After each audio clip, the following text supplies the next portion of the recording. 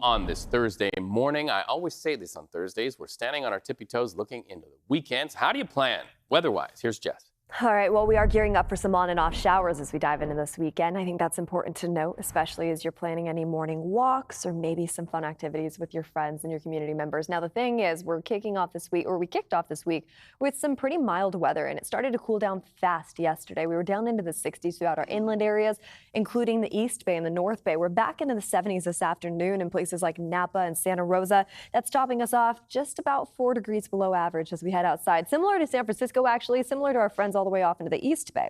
Some other things I want to talk about, too, for our friends along the coast as we head outside today, still under that beach hazard statement by the National Weather Service. And what that means for us is that we're still dealing with that northwesterly swell, strong waves right now. We can see rip currents and sneaker waves definitely possible along the coast. This is something important to note before you head out there to the water. Now, I want to time the storm out as we dive into this weekend. A couple things are going to look a little bit different for us as we head outside today. Tomorrow, we're going to continue to see partly cloudy skies at times. It's not until Saturday as we head all the way into that 6 a.m. hour. And I'm using this to pause it just to show you. It starts from the north to the south. This is the leftovers from the atmospheric river that's impacting our friends up in the Pacific Northwest right now.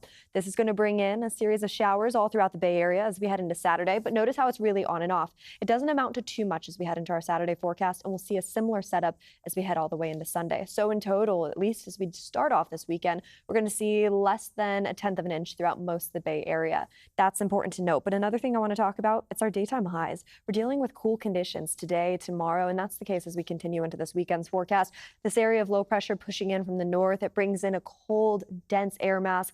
And that's the reason why we're still holding on tight to 60s in places like the Bay as we wrap up this week, heading into this weekend, too. Now, you make your way over into our inland spots. We've been below average pretty much all week long, and we're continuing that trend as we head into this weekend. 60s matching up with our friends along the Bay.